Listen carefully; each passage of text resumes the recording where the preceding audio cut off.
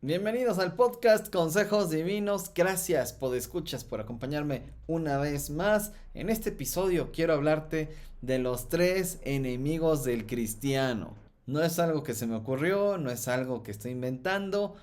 En toda la Biblia, pero en 3 partes de la Biblia específicamente encontramos esta triada de 3 enemigos. Es decir, son 3 enemigos y encontramos juntos 3 veces a estos 3 enemigos.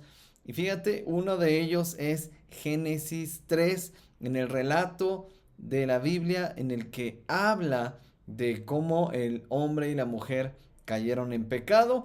También lo encontramos por segunda vez tanto en Mateo como en Lucas en los capítulos 4 respectivamente, en el marco de la tentación de Jesús, cuando sale del desierto, termina su tiempo de búsqueda de Dios y el diablo viene a tentarlo. Entonces se narra esto tanto en Mateo 4 como en Lucas 4.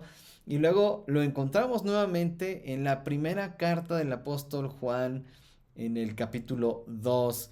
Y mira, quiero que me acompañes para que veas cómo dice. Estoy seleccionando una traducción en particular en cada caso para que veamos qué es lo que dice. Vamos primero a Génesis 3 y en Génesis 3 vamos especialmente al versículo 6 y nos habla de cómo reacciona la mujer Eva cuando el diablo le está diciendo que debe de desobedecer a Dios, y ella analiza la situación. Mira cómo dice en la traducción de la Nueva Biblia de las Américas: cuando la mujer vio que el árbol era bueno para comer, ahí está la primera, y que era agradable a los ojos, es la segunda, y la tercera, y que el árbol era deseable para alcanzar sabiduría,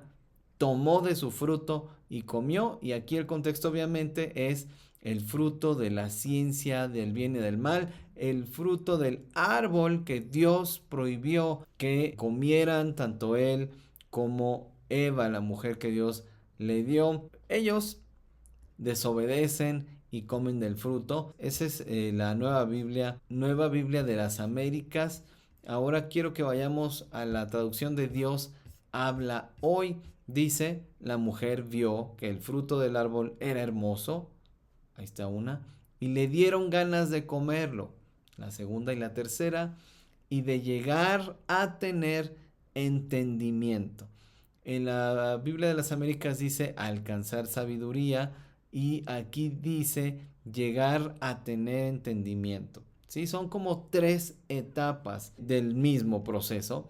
Y por último quiero que vayamos a la Nueva Biblia Viva. Y en el versículo 6 dice: la mujer contempló el árbol, ahí está una, y se convenció de que su fruto era bueno para comer, la segunda. Y la tercera: además, lo vio muy hermoso y pensó que era su oportunidad para conseguir la sabiduría. Qué interesante la manera en la que cada una de las traducciones lo muestra. Entonces son 3 etapas del mismo proceso. Eso por un lado, en Génesis 3.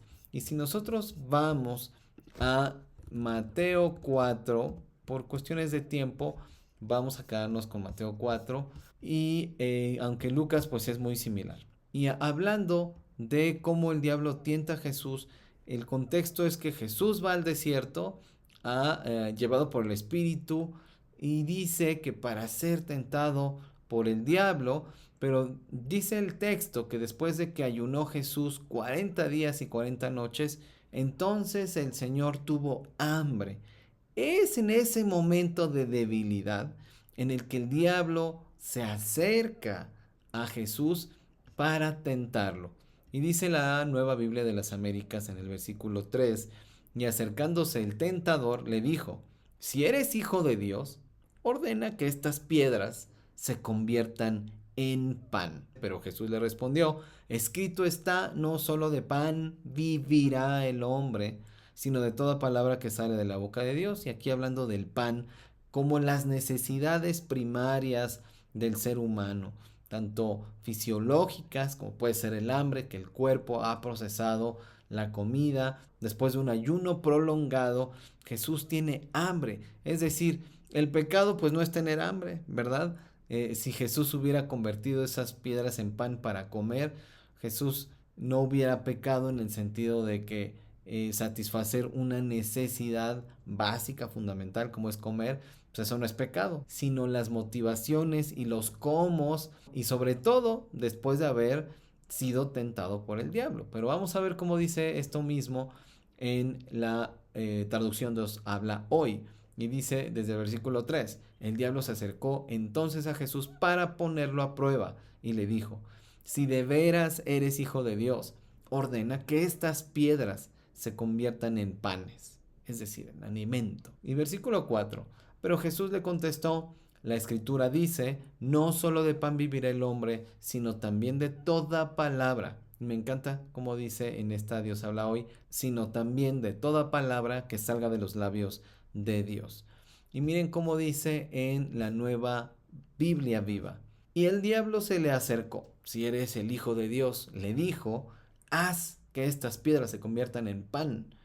No, le respondió Jesús, escrito está, para vivir no solo es importante el pan, no solo es importante el pan, debemos obedecer todo lo que manda Dios. Bueno, esa es la primera tentación. En la segunda tentación, dice en el versículo 5, en la Nueva Biblia de las Américas, entonces el diablo lo llevó a la ciudad santa y lo puso sobre el pináculo del templo y le dijo, si eres hijo de Dios, lánzate abajo, pues escrito está, a sus ángeles te encomendará y en las manos te llevarán, no sea que tu pie tropiece en piedra. 7. Jesús le contestó, también está escrito, no tentarás al Señor. Y en Dios habla hoy desde el versículo 5 dice, luego el diablo lo llevó a la santa ciudad de Jerusalén, lo subió a la parte más alta del templo y le dijo, si de veras eres hijo de Dios, tírate abajo, porque la escritura dice, Dios mandará que sus ángeles te cuiden, te levantarán con sus manos para que no tropieces con piedra alguna.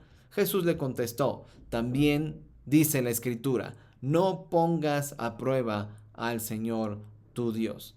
En la Nueva Biblia Viva dice así, entonces el diablo lo llevó al lugar más alto del templo de Jerusalén. Si eres el Hijo de Dios, le dijo, tírate desde aquí. Las escrituras dicen que Dios enviará a sus ángeles a cuidarte y ni siquiera te tropezarás con las rocas. Pero las escrituras también dicen, no pongas a prueba a tu Dios, le respondió Jesús. La tercera tentación finalmente, a partir del versículo 8, dice, otra vez el diablo lo llevó a un monte muy alto y le mostró todos los reinos del mundo y la gloria de ellos. Y le dijo, todo esto te daré si te postras y me adoras. Entonces Jesús le dijo, vete Satanás, porque escrito está, al Señor tu Dios adorarás y solo a Él servirás. Y esto mismo, bueno, eso fue la Nueva Biblia de las Américas y la Dios habla hoy dice así. Finalmente el diablo lo llevó a un cerro muy alto y mostrándole todos los países del mundo y la grandeza de ellos, le dijo, yo te daré todo esto si te arrodillas y me adoras. Jesús le contestó, vete Satanás, porque la escritura dice, adora al Señor tu Dios y sírvele solo a Él. En la Nueva Biblia Viva dice así, finalmente el diablo lo llevó a la cima de una alta montaña y le mostró las naciones del mundo y la gloria que hay en ellas. Todo esto te lo daré si de rodillas me adoras, le dijo. Vete de aquí, Satanás, le respondió Jesús. Las escrituras dicen, solo al Señor tu Dios adorarás y solamente a Él le obedecerás. Muy bien, ahora vamos a esta tabla en la que he puesto cada una de estos tres enemigos y que tiene que ver con cada uno de los tres textos que hemos visto. Fíjense, empezamos con la mujer, su primera reacción, la mujer vio que el árbol era bueno para comer ¿no? En la Nueva Biblia Viva vemos que dice, cuando la mujer, en el versículo 6, en la Nueva Biblia de las Américas, cuando la mujer vio que el árbol era bueno para comer, esa es su primera reacción, es bueno para comer, es un árbol hermoso. Primero ve el árbol como tal, como que puede satisfacer mi necesidad de comer. Es bueno para comer el fruto de este árbol.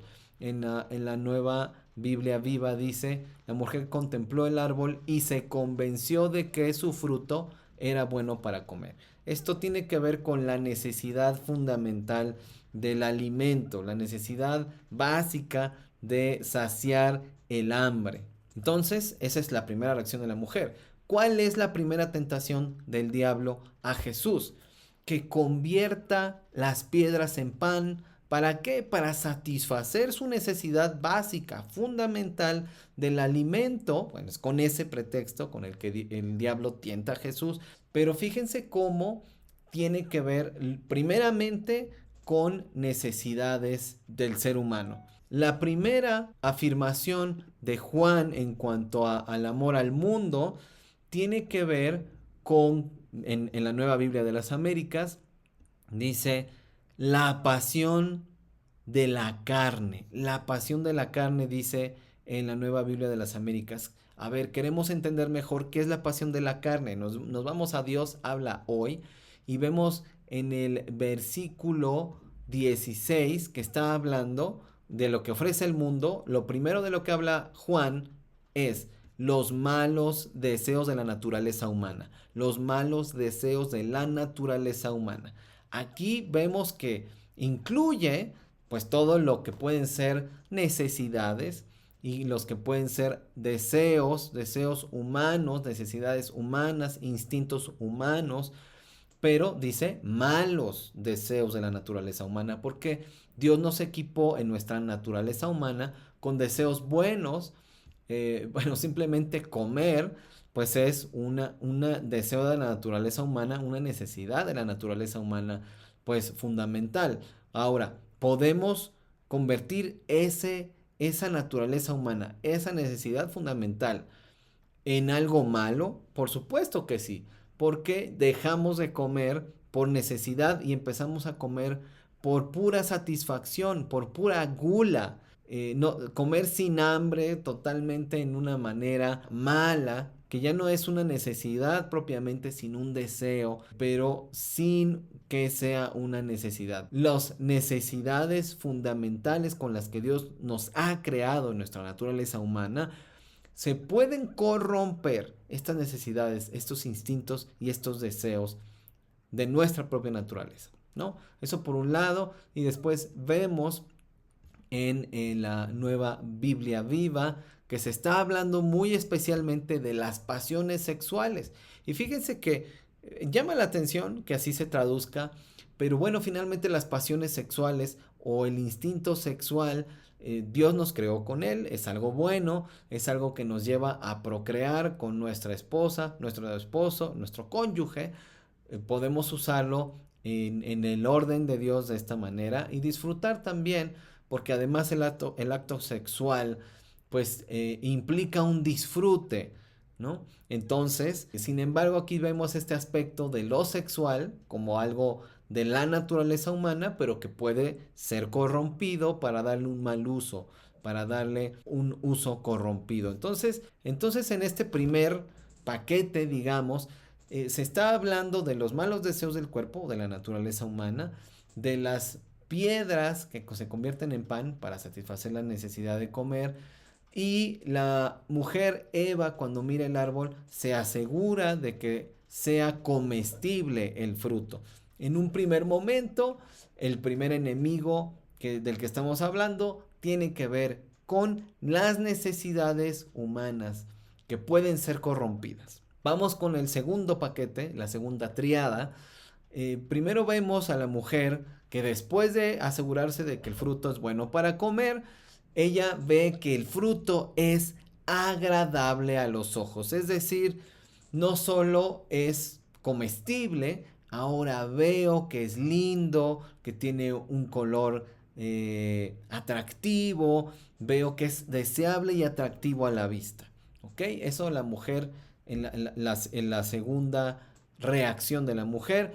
Vamos, en este caso, no es la segunda tentación del diablo a Jesús, sino que es la tercera, y en el caso de la tentación a Jesús, tiene que ver con los reinos del mundo. Esta es la tercera tentación del diablo a Jesús, los reinos del mundo. En este caso, no es la segunda tentación la que se adapta más a lo que estamos tratando de hacer aquí. Lo que se adapta más son los reinos del mundo, porque la segunda frase de Juan tiene que ver con la codicia de los ojos, es decir, y aquí es muy claro, lo que los ojos ven es lo que los ojos desean.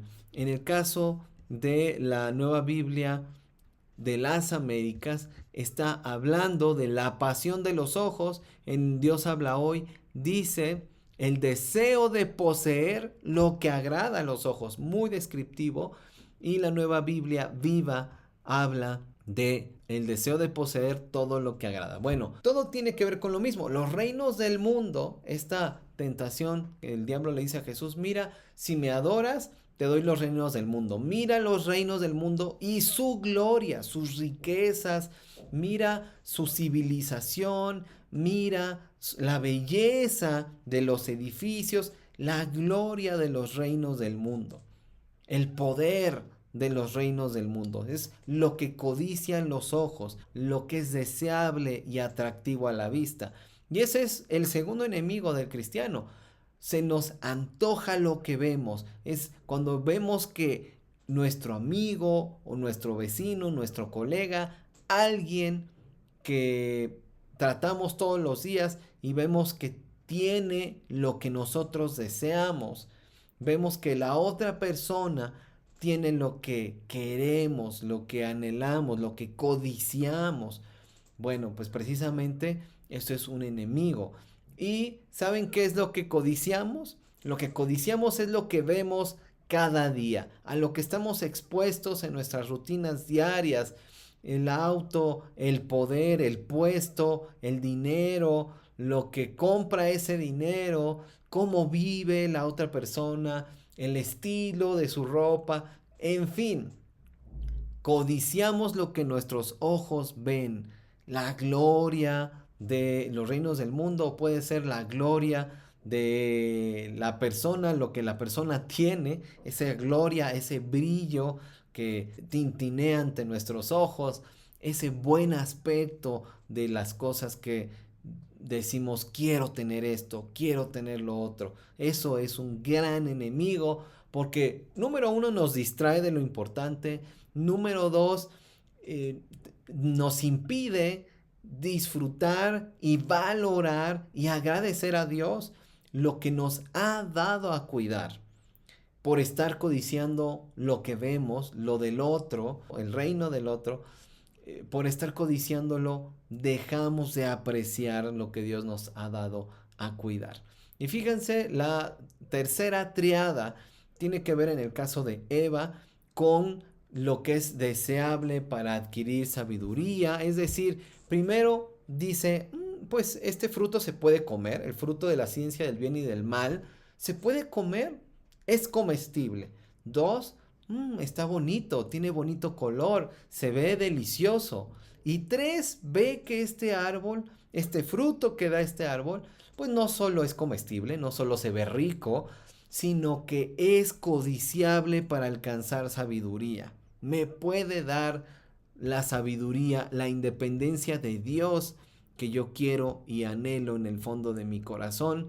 Y fíjense cómo dice en la Nueva Biblia de las Américas, dice deseable para alcanzar sabiduría. En la Dios habla hoy, dice le dieron ganas de comerlo y de llegar a tener entendimiento. Empezó a codiciar el entendimiento y la sabiduría que podía alcanzar. Y en la Nueva Biblia Viva dice, y pensó que era su oportunidad para conseguir la sabiduría. Es totalmente un pensamiento arrogante, egoísta, egocéntrico, banal en todos los sentidos, y tiene que ver con este anhelo de alcanzar la sabiduría de parte de Eva, de, bueno, voy a ser como Dios y también mi esposo va a ser como Dios, ya no vamos a necesitar a Dios, nos podemos entregar a la arrogancia de la vida porque ya no necesitamos a Dios, nosotros mismos somos Dios. Aquí de lo que nos está hablando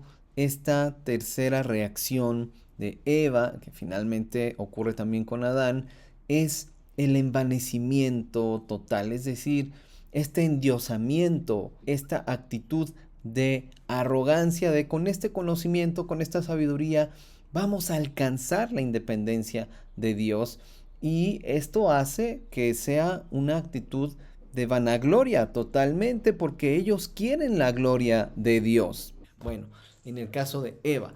En el caso de la segunda tentación del diablo a Jesús, dice que lo llevó al punto más alto del templo y que lo tentó diciendo, pues arrójate porque los ángeles te van a rescatar, ¿no? A ver, vamos a ver si eres el hijo de Dios. Haz algo tan tonto como probar que esto que dice la escritura de ti se va a cumplir. Ve, te voy a llevar al punto más alto del templo y arrójate. Vamos a ver cómo los ángeles te rescatan. Y en esta tentación vemos que el diablo quiere que Jesús tenga la misma reacción que Eva y que Adán tuvieron. Esta reacción de envanecimiento. Él quiere que Jesús use su poder de manera vana, de manera sacrílega. Quiere que eche por tierra lo más santo que es su propia identidad como hijo de Dios, que tire las perlas a los cerdos, que desprecie de esta manera la verdad. Y en la tercera afirmación del apóstol Juan habla de la arrogancia de la vida. ¿Qué más arrogante que Jesús lanzarse al vacío desde lo más alto del templo para que todo mundo vea, para que el diablo vea y él mismo vea cómo los ángeles salen de todos lados para rescatarlo, para que no caiga? ¿Te das cuenta cómo estas triadas, estas tres triadas, reflejan muy bien nuestros principales enemigos? ¿Y sabes qué es lo más interesante? Bueno, no sé si lo más interesante, pero es muy interesante darnos cuenta de que en cada una de estas tres, todo tiene que ver conmigo, ¿sí? Y además vemos cómo va evolucionando la corrupción. Primero, puedo reconocer, bueno, sí, necesito esto, es una necesidad mía, de mi naturaleza humana, está bien, ya sea tener sexo, en este caso ilícito, pues está bien porque Dios me creó con estos impulsos, con estos deseos, es más, amo a la chica, ¿por qué no tener sexo ilícito? ¿Por qué no convertir estas piedras en pan? ¿Por qué no acceder irrestrictamente a estos deseos, a estos instintos con los que Dios me creó? Voy a entregarme a ellos. Y eso pues nos va a llevar a una mayor corrupción, nos va a llevar a decir, claro, esto es lo que mis ojos desean y anhelan. Ya pasamos de la necesidad de justificar cómo corromper esta necesidad, pasamos al nivel de la codicia y de entregarme a ello por simplemente experimentarlo, por vivirlo, por tenerlo, y después llegamos a un tercer nivel de que eso me va a llevar a vivir solo para mí, en la arrogancia total de la vida. Voy a vivir solo para mí. Esta vida me pertenece. Vida solo hay una. Entonces me voy a entregar a todo esto para demostrar que soy mi propio Dios. Soy el arquitecto de mi destino. Que es de lo que habla todo el mundo, ¿no es cierto? Este fruto me va a llevar a dejar de depender de Dios, a vivir como yo quiera.